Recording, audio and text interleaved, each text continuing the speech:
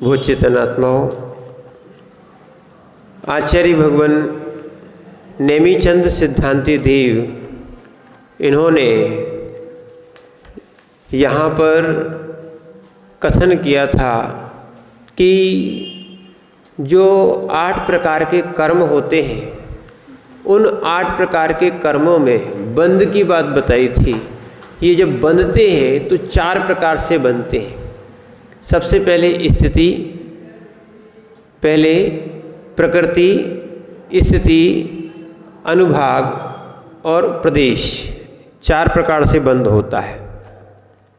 स्थिति बता रहे थे, स्थिति किसकी कैसी होती है। तो यहाँ स्थिति बताई थी कि किसकी कैसी होती है।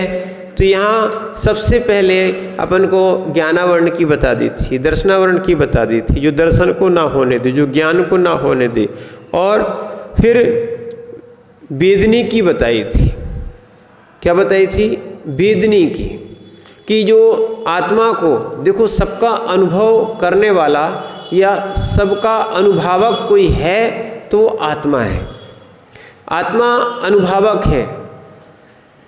कर्म के द्वारा जो जो सुख दुख का वेदन करती है, वो कौन करती है? यानी आत्मा को वेदक कहा जाता है। ठीक है, वेदक भाव कर्म का वेदन करती है। सुख दुख का मूल कहा जाए, व्यवहार में कहते हैं हम दुख का वेदन कर रहे हैं। कर्म दुख रूप है, इसलिए हम दुख का वेदन कर रहे हैं। पर अगर देखा जाए, निश्चय से देखा जाए, वास्तविकता में क्या है? जीव स्वयं के ज्ञान का ही वेदन कर रहा है, सुख रूप और दुख रूप। ठीक है ना? साता असाता ये जो है कर्म है, पर सुख दुख का अनुभावक आत्मा है। मैं सुखी दुखी में रंग कराव, मेरे ग्रह धन गोधन प्रभाव, मेरे सुतति में सबल दीन, बेरूप सुभग मूरख प्रवीण। यानी जो बहिरात्मा होता है, इस चीज़ को बहुत अंदर तक ले जाने की आवश्यकता है, क्योंकि हम भी इन्हीं कारणों में सुखी और दुखी मानते हैं। मैं सुखी हूँ, मैं दुखी हूँ, मैं रंक हूँ, मैं राजा हूँ, माने मैं अमीर हूँ या मैं गरीब हूँ, मैं सुखी दुखी में रंक राव, मेरे धन ग्रह गोधन प्रभाव, मेरा प्रभाव बढ़ रहा है, क्योंकि गोधन या धन मेरा बढ़ रहा है। गोधन प्रभाव, मेरी सुतति में सबल दीन, मेरे इतने सारे पुत्र हैं, कमाने वाले हैं। आज भले पुत्र कम हो, पर क्या है? हमारा बेटा है, ये देखो कितनी अच्छी नौकरी करता है, या इतने अच्छे व्यापार में है, विदेश में करता है। तो ये सारी चीज़ों से जीव के अंदर अहंकार भाव आता है, ममकार भाव आता है। ठीक है? और उसके बाद मेरी सुतति में सबल दीन, या राजा के यहाँ भी जितनी सेना अधिक होती थी या पुत्र आदि अधिक होते थे, बलशाली होते थे, तो वो अपने आप को उसको बल मानता था, पर के बल को अपना बल मान रहा है। देखो हमारे पास कितना बल है। ठीक है? मैं सबल दीन, बेरूप सुबख मूरख प्रवीण। कोई ध्यान रखना, कोई बहुत अच्छी बुद्धि वाले होते हैं और कोई मंद बुद्धि वाले होते हैं। तो ये भी चीज़ ध्यान रखना, ये सब जीव का अपना अपना क्षोभसम है। जैसा ज्ञानावरणी कर्म का उदय रहेगा, वैसा उसको याद होता है या बनता है या नहीं बनता है। तो इसीलिए जो अपने आप को उसमें ज्ञान होने पर अहंकार करे, अज्ञान होने पर विषाद करे कि देखो हमारी बुद्धि कैसी है, रोते ही मिलेगा, जब देखो हमें याद नहीं होता, हमें कुछ आता नहीं है। देखो सीखने का पुरुषार्थ करना चाहिए, जानने का पुरुषार्थ करना चाहिए। एक और बात ध्यान रखना, जो व्यक्ति सुनता नहीं है, उसके अंदर वो बात प्रवेश नहीं करती। सबसे पहले अपनी धारणा, अपना ये कहा जाए विचार थोड़ा बदलना चाहिए, सीखने का होना चाहिए। नहीं तो कई लोगों के अंदर क्या है, एक अहम होता है, हमें सब आता है, हमें सब आता है। तो आता है तो बनता क्यों नहीं है? सबसे पहले अहंकार निकालो, ठीक है? क्योंकि जब तक सीखने की जिज्ञासा नहीं है तब तक वो सीख नहीं सकता। हम लोगों ने भी ये महसूस किया है, जब तक हम सीखने के भाव से गुरु के पास नहीं गए तब तक हम सीख नहीं पाए। और जिस दिन सीखने के भाव से गुरु के पास जाते हैं और वो फिर लगन से सीखा जाता है और श्रद्धा से सीखा जाता है। लगन तो रहती है, लगन भी यानी ललक भी होना चाहिए और श्रद्धा भी होना चाहिए। श्रद्धा के साथ सीखा जाता है, वो मोक्ष मार्ग में प्रयोजन है। क्यों हम भूल क्यों जाते हैं? हम अपनी बार बार बात अपनी दिमाग की लाते हैं। ध्यान रखना, जैसे ग्राहक ने आपसे कोई कंपनी की वस्तु मांगी, समझना दादाजी अच्छे समझो, किसी ने आपसे क्या मांगी? कंपनी की वस्तु मांगी और आप दूसरी कंपनी की लाख को दोगे, वो लेगा क्या? ठीक है ना? तो ऐसे ही अपने मंतव्य को आप एक तरफ रख दो पहले, ठीक है ना? क्योंकि नाना जीव होते हैं, नाना प्रकार के कार्य होते हैं। जो कार्य जैसा करना है उसको वैसा करना, अगर सीखना हो तो उसी ढंग से करना पड़ेगा, उसी चीज को मंगाना पड़ेगा। क्या है, कई लोग सबसे बड़े दुखी क्यों रहते हैं? अपने मंतव्य को नहीं समझ पाते। यहाँ तक कि भी आहार में भी एक और विषय रखना चाहिए, हर प्रकार के अलग अलग प्रकार के महाराज होते हैं, ठीक है ना? आप आहार कराने जाते हो कि आहार करने जाते हो? ठीक है ना?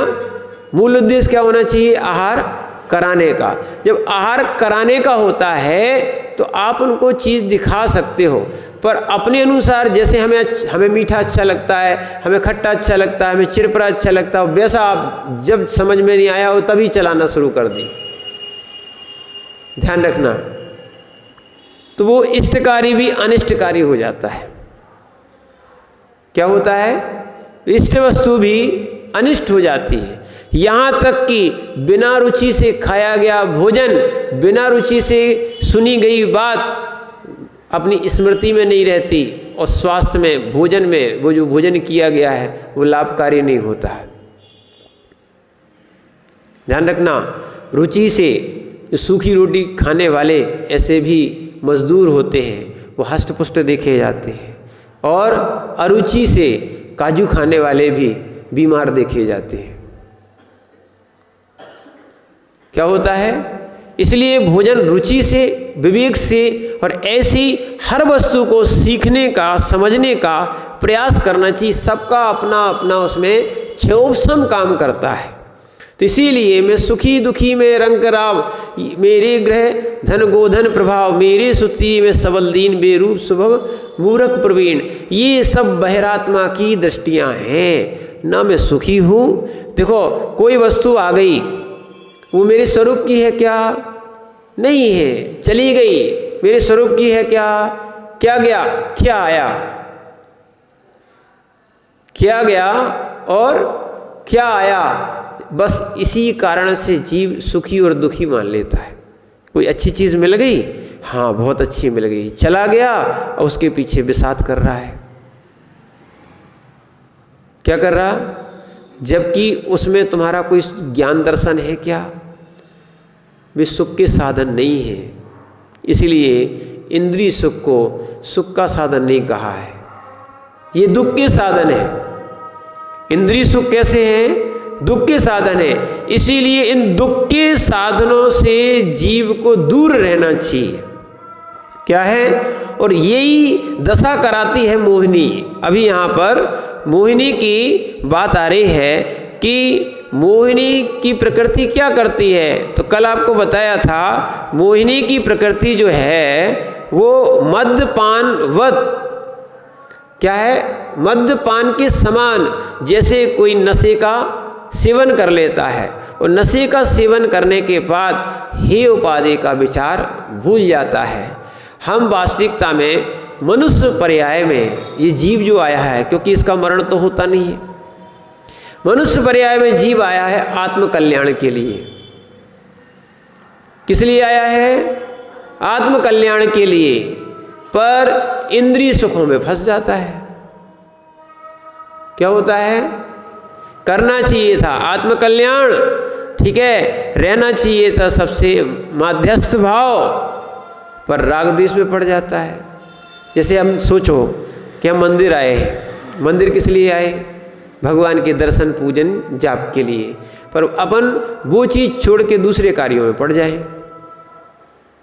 तो मोहिनी की दशा यही होती है, जो पदार्थ हे है और उपादेय है इसको समझे, ठीक है, और समझ के अपना कल्याण करे। पर मोहिनी की दशा में जीव अपना कल्याण तो करता नहीं है, हे को उपादेय समझ लेता है, उपादेय को हे समझ लेता है। जैसे कौन? जैसे मद्यपान किए हुए कोई एक व्यक्ति है, जो शराब पिए हुए व्यक्ति है, वो क्या करता है? अच्छी बातों को तो बुरा मानता है, बुरी बातों को अच्छा मानता है। ऐसे जो मोही जीव होता है वो व्रत को, समिति को, गुप्ती को, इन सब को क्या मानता है? ये कष्टकारी है, कभी ग्रहण नहीं करेंगे।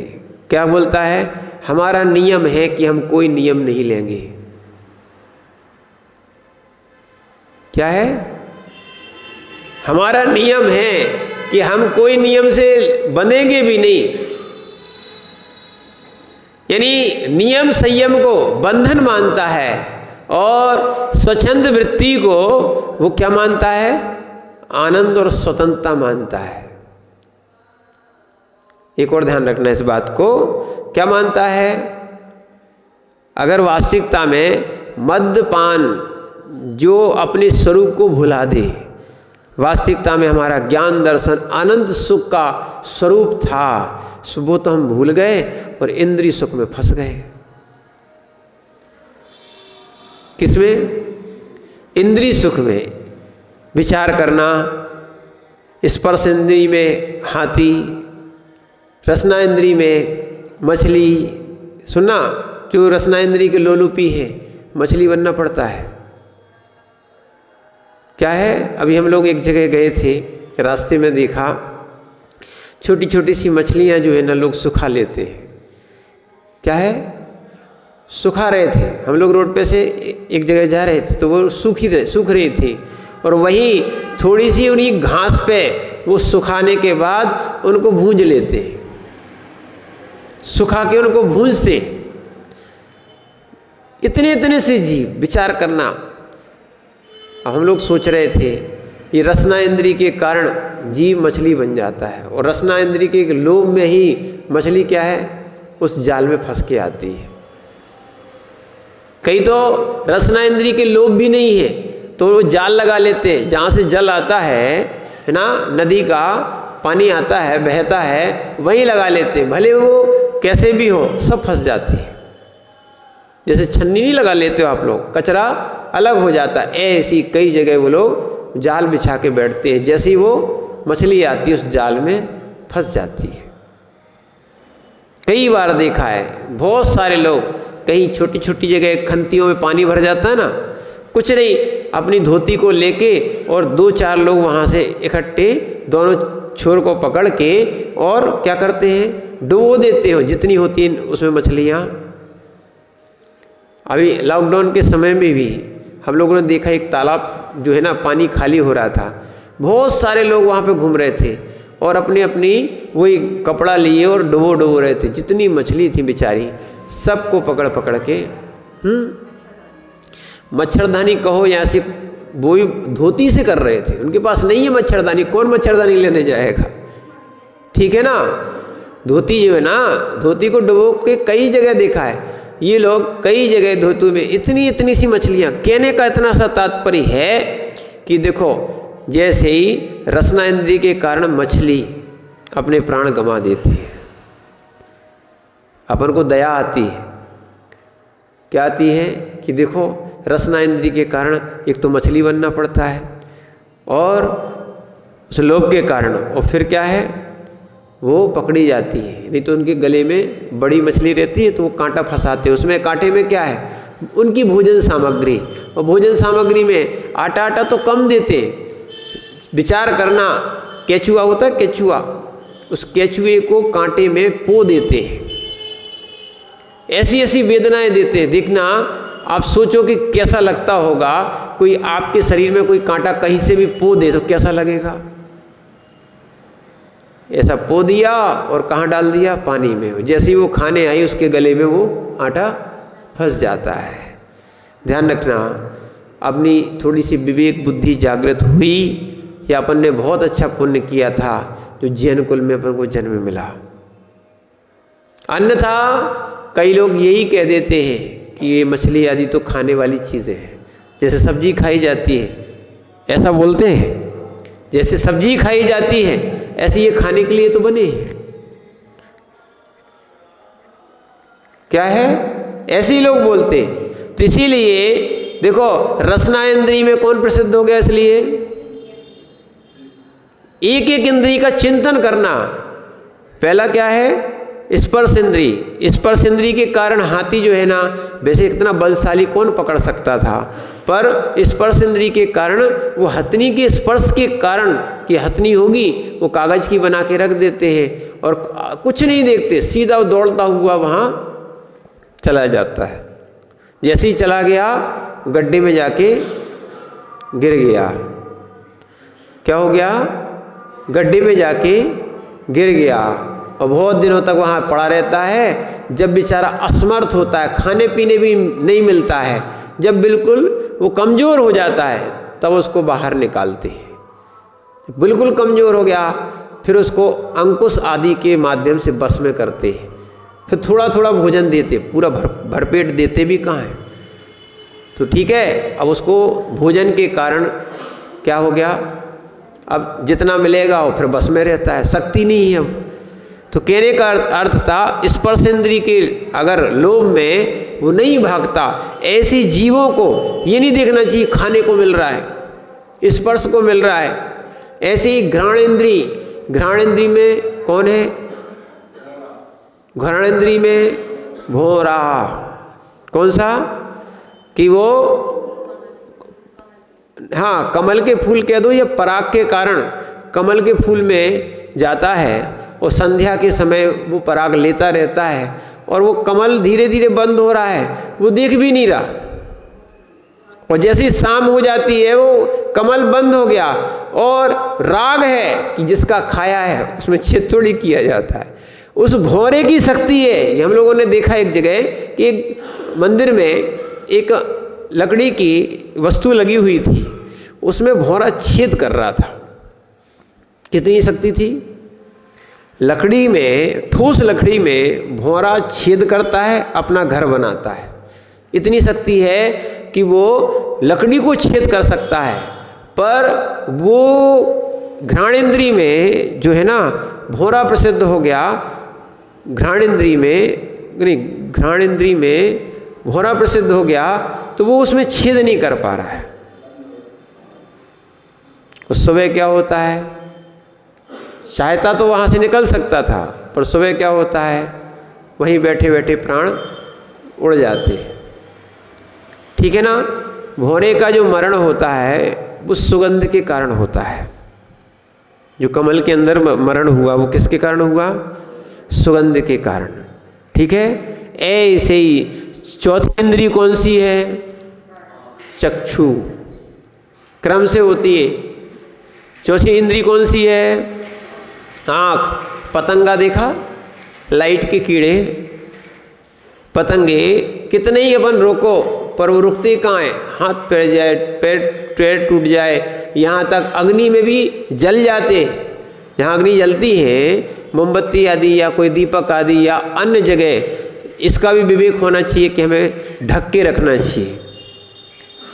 क्या है, ढक के रखना चाहिए। अन्यथा क्या है, बेचारे वो जीव एक तो मन से रहित हैं, असंगी हैं, और फिर क्या होता है, वो बस लाइट जहाँ देखते हैं वहाँ दौड़ पड़ते हैं।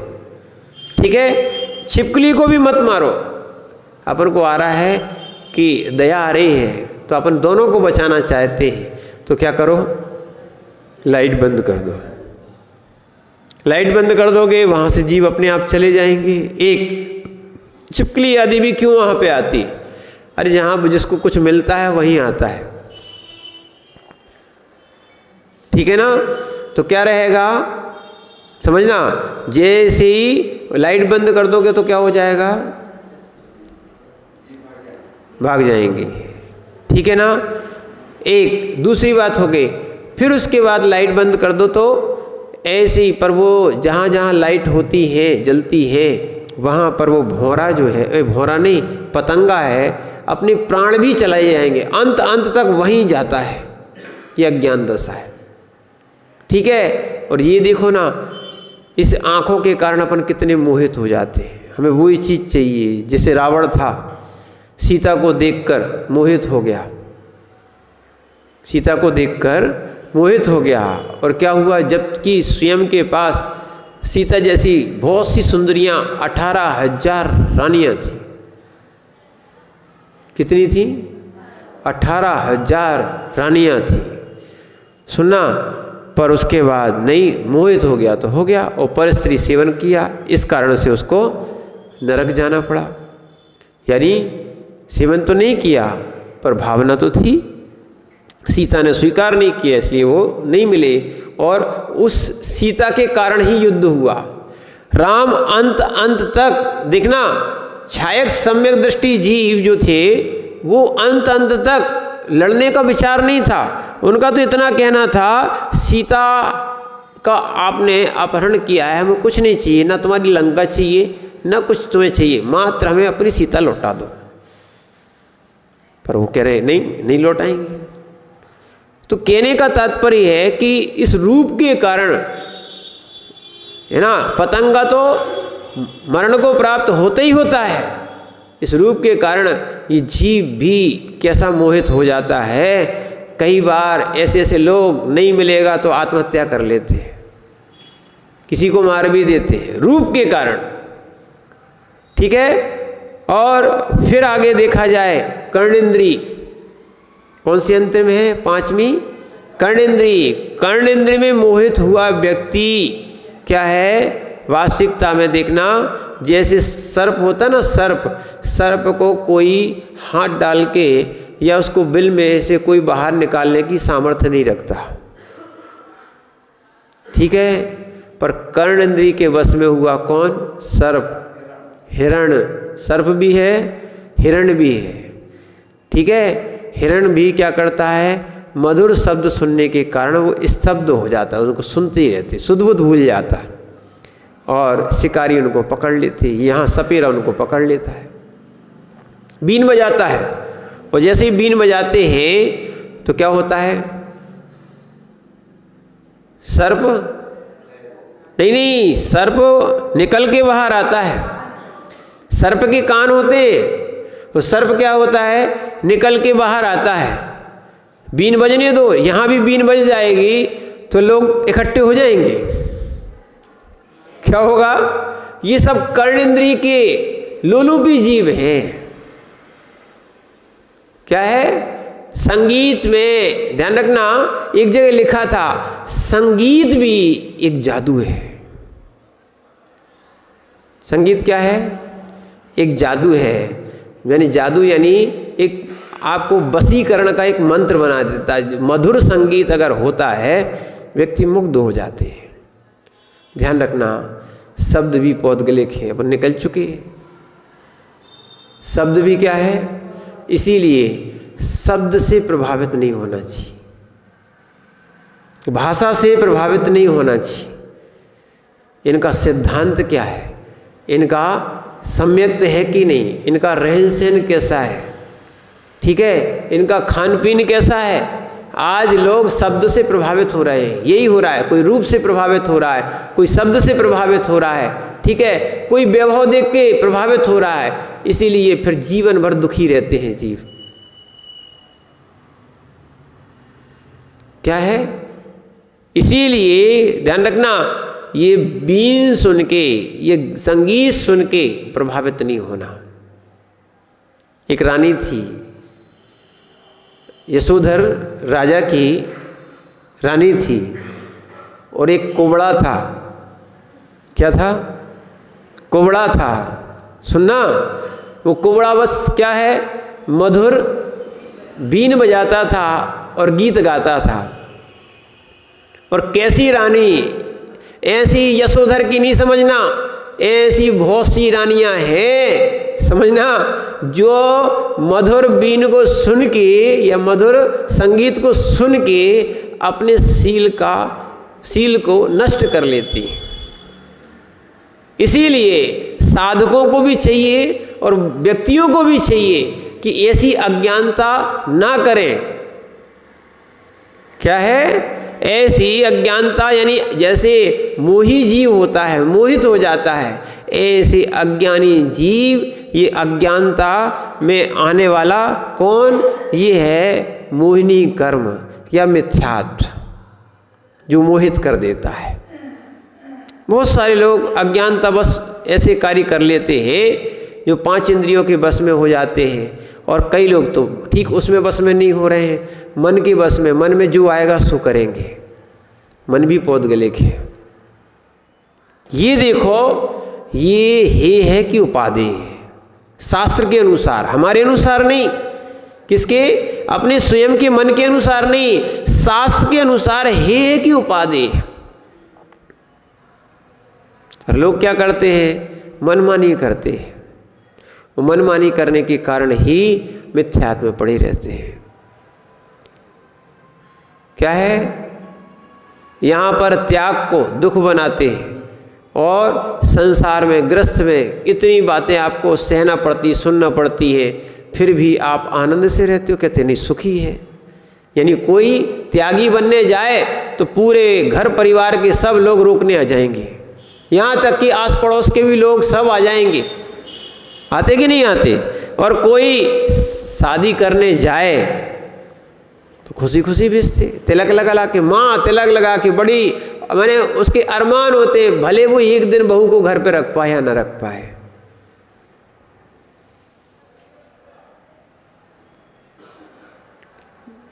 ये सब मिथ्या धारणा है। क्या है? त्याग की बात करते हो पर त्याग नहीं करना चाहते हो क्योंकि राग लगा है। त्याग की आपकी इच्छा होती है, यहाँ तक कि आप उन्हीं त्यागी भगवानों को पूछते हो, महाराजों को पूछते हो। हमने देखा है, क्योंकि संघ में भी आए ना कई लोग, जहाँ उनके माने बच्चे मुनिराजों के साथ आते हैं, उनके माता पिता के उस समय तेवर देखो आप, तुरंत बदलते हैं। जब तक मुनिराज आए तो बहुत अच्छा, ठीक है ना, बड़ा आनंद आता है, क्योंकि अपन अपने धर्म के हासिल मान लेते हैं।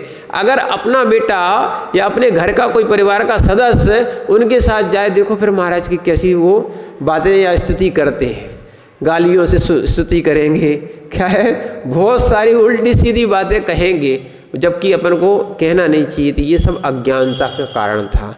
अपन को ये समझना चाहिए था कि कम से कम, अच्छे समझो इस बात, कम से कम हम इस उत्कृष्ट मार्ग को स्वीकार नहीं कर सकते हैं, तो जो उत्कृष्ट मार्ग को हमारा बच्चा या परिवार का सदस्य जा रहा है, हमें उसकी अनुमोदना करना चाहिए। बेटा अच्छे से जाना और अच्छी सी क्रिया करना, कभी घर लौट के वापस नहीं आना। क्या बोलना चाहिए था? अनुमोदना करना चाहिए, बहुत अच्छा मार्ग है, ये तो हमें भी स्वीकार करना चाहिए था, पर हमारी मोहित मति ने इसको स्वीकार नहीं करने दिया, हमारे मोहिनी कर्म ने इसको स्वीकार करने नहीं दिया, या हमारी इतनी सामर्थ्य हमने अपने आप में नहीं समझी कि हम वहाँ ये त्याग तपस्या कर सकते। कई लोग बोलते हैं महाराज हम बहुत कमज़ोर थे इसलिए हमने क्या नहीं की, दीक्षा नहीं ली। तो अच्छा ये बताओ, सुकमाल महाराज से आप कमज़ोर थे क्या?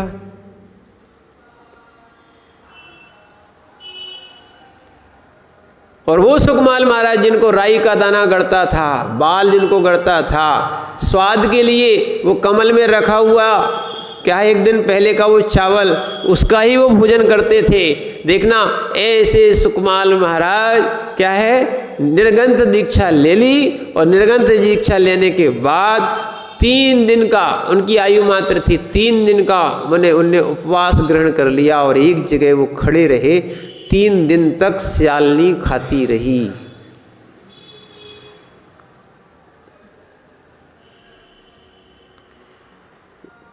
बताओ, ऐसे सुकमाल के लिए जिनने कभी सूर्य का प्रकाश नहीं देखा है, जंगलों में जाके खड़े थे। अब ऐसे सुकमाल भी अगर वैराग्य है, मोहिनी कर्म का अपने क्षय कर दिया है या मोह को हटा दिया है, तो क्या होता है? हे उपाधि का ज्ञान होता है। अन्यथा जो उपाधि नहीं है उन्हीं को हम ग्रहण करते जा रहे हैं। मालूम है ये हमारी दुर्गति का कारण है, अवृत का कारण है, ठीक है, प्रमाद का कारण है, तो पर कसाय का कारण है, ये संसार का कारण है, फिर भी नहीं छोड़ते, वही काम बार बार करते हैं।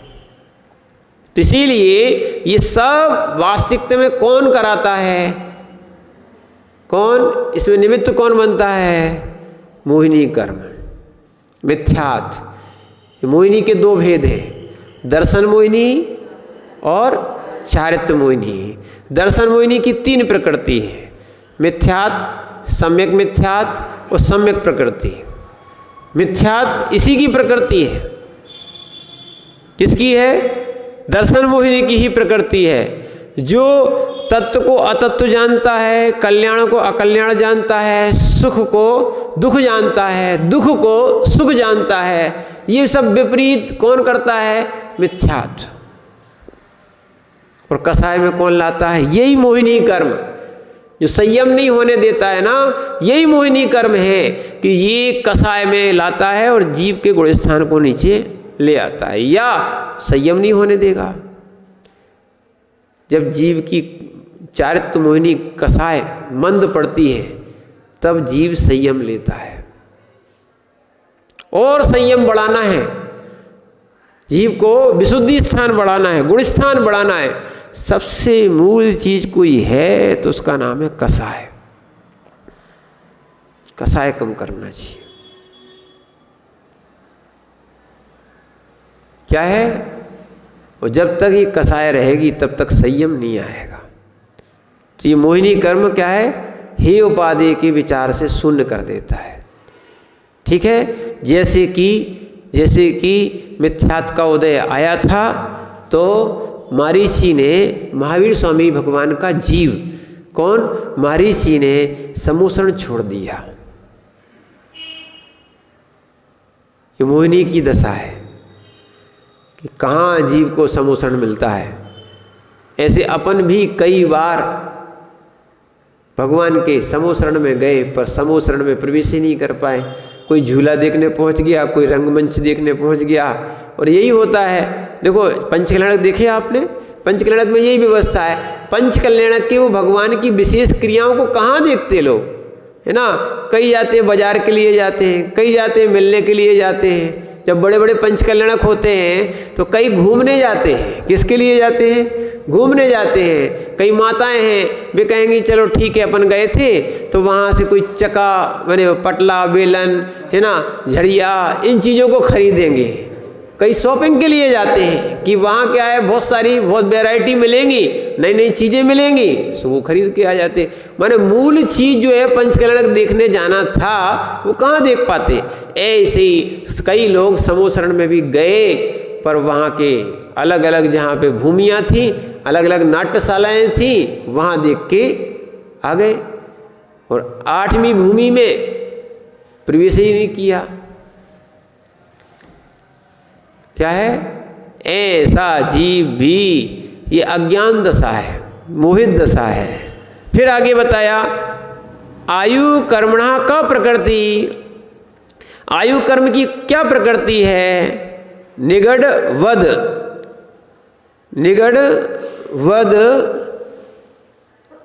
गत्यांतर गमन निवारणात्। क्या बोल रहे हैं यहाँ पर कि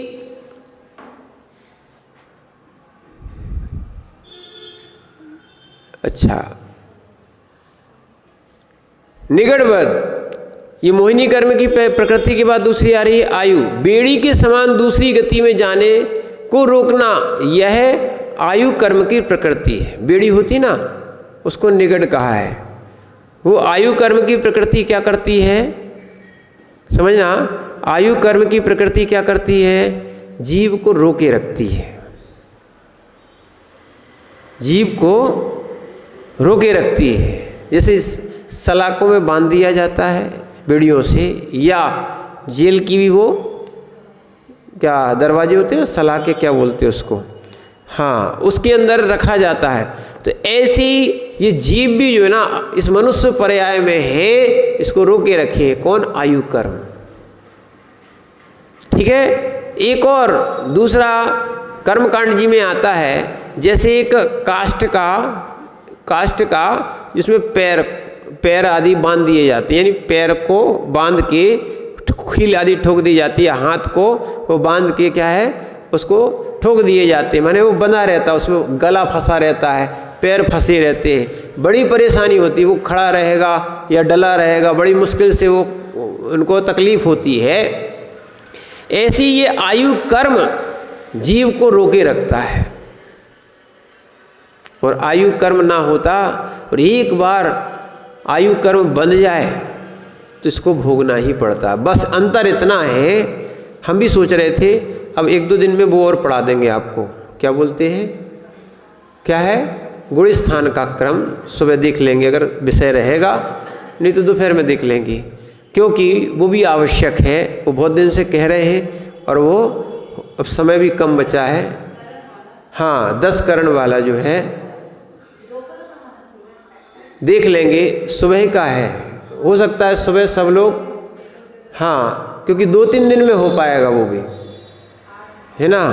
तो इसीलिए अब उस तारीख में क्या है दूसरे कार्यक्रम आ रहे, तो इसलिए उसको अब हम दे देंगे। तो कहने का अर्थ इसलिए समझा रहे हैं, एक बार आयु बंध जाए उसका उत्कर्षण और अपकर्षण तो हो जाता है, पर वो छूटती नहीं, क्षय नहीं होती। एक जीवन में एक ही बार बनती है, ठीक है, और वो भी त्रिभाग में बनती है। यहाँ तक निगोदिया जीव भी श्वास के 18वें भाग में उसका जन्म मरण होता है, उसके भी त्रिभाग में वो आयु बांध के दूसरी जगह जाता है। क्या है, उसकी भी आयु बांधेगा और कहाँ जाएगा, दूसरी गति, बिना आयु बांधे नहीं। ऐसा नहीं कि 10-20 इकट्ठी हम आयु बंद कर ले। आयु बंद एक बार एक ही का होता है। क्या होता है, आयु बंद। गति बंद कितने भी होते रहे, और गति जो है ना, गति नाम कर्म की प्रकृति है। गति, जाति, शरीर, अंगोपांग, निर्माण, बंधन, ये सब चीजें किसकी है। जैसी आयु कर्म होता है वैसा नाम कर्म भी हो जाता है, गति आदि। तो वैसा उस समय दोनों एक होके जाना पड़ता है। पर आयु एक बार बंध गई तो इसीलिए कहते हैं ना, खराब आयु बंध गई तो उस समय मति भी खराब हो जाती, मति खराब होने से गति भी खराब हो जाएगी। दोनों एक होके फिर क्या है, ऐसा नहीं है देवायु का बंद हो गया और परिणाम नरक जैसे रहेंगे, नहीं। या गति कौन सी हो जाए, नरक गति हो जाए, नहीं, दोनों की एक ही होगी। तो एक बार अगर आयु बंध गई तो वो छूटती नहीं है। इसीलिए यहाँ पर बेड़ी का उल्लेख किया गया है। नरक की आयु बंध गई, जाना ही पड़ेगा।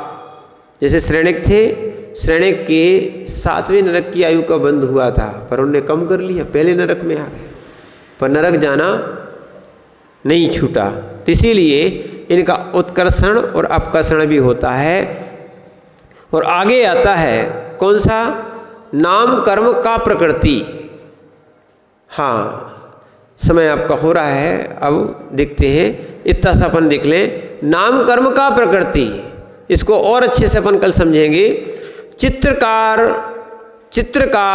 पुरुषवत वन लिखा है, पुरुष वन नाना रूप कारणात, इसको अच्छे से समझना। नाम कर्म की क्या प्रकृति है, चित्रकार पुरुषवत, एक चित्रकार है, यानी चित्रकार एक पुरुष है, उसके हाथ में बुरुश है या अपन कलम है, पेंट है या रंग है, जैसा बनाना चाहे वो वैसा बनाता है। ऐसी हमारे हाथ में भी क्या है, जैसा शरीर, जैसी चीज बनाना चाहें, हम ही तो प्रकृति बांध रहे। नाम कर्म की प्रकृति है, ये सब हमने ही बांधी है। कोई भगवान ने नहीं दिया कि भगवान ने हमें गोरा बना दिया, हमें काला बना दिया, हमें मैंने अंधा बना दिया। तो जो सारी प्रकृतियां हैं ये भगवान ने दी, सुस्वर दिया, दुस्वर दिया, जो भी चीज़ दी है ये सब किस में आ जाती है? गति, जाति, जाति में भगवान ने अच्छी जाति में भेद दिया, खराब जाति में भेद दिया। गति, जाति, शरीर, शरीर कैसा बन रहा है? आंगोपांग, अंगोरोपांग, शरीर आंगोपांग, निर्माण, बंधन, संघात, सैनन, ये कौन ने दिया? भगवान ने दिया? नहीं, जीव ने स्वयं बांधा है। किसी चित्रकार के हाथ में वो कलम है और वो पेंसिल है या पेंट है, जैसा चाहे वैसा बना सकता है, सुंदर से सुंदर और खराब से खराब। तो ऐसे ही जो हमने गति बंद किया है या हमने जो नाम कर्म का बंद किया है, वैसा वैसा शरीर मिला है। ना तो माता पिता ने बनाया, क्या है, ठीक है, ये माता पिता ने भी नहीं बनाए। ऐसे योग उनको जैसा उनका कर्म रहता है वैसे परिवार में भी पहुंचते। गोत्र आदि जो है ना, गोत्र की बात करता है, पर अभी यहाँ पर वैसे परिवार में भी जाति आदि जो है ना, 1 इंद्री, 2 इंद्री, 3 इंद्री, 4 इंद्री और 5 इंद्री जाति में उत्पन्न होना, ये यहाँ पर जाति दी है। ये परवार और गोला लारे और खंडिलवाल और ये जातियाँ नहीं देखना, क्या है, ये जातियों की बात यहाँ पर नहीं आती, ठीक है। यहाँ तो 1 इंद्री, 2 इंद्री, 3 इंद्री, 4 इंद्री, 5 इंद्री, अपन तो सब कौन से हैं? पंचेंद्री जाति वाले, ठीक है। तो इसीलिए चित्रकार जैसी चाहे वैसा बना सकता है। ऐसे हम भी अपने भाग्य के भविष्य के निर्माता स्वयं हैं। जैसा कर्म का बंध करेंगे वैसा हम बना सकेंगे। ओम नमः सिद्धेभ्यः।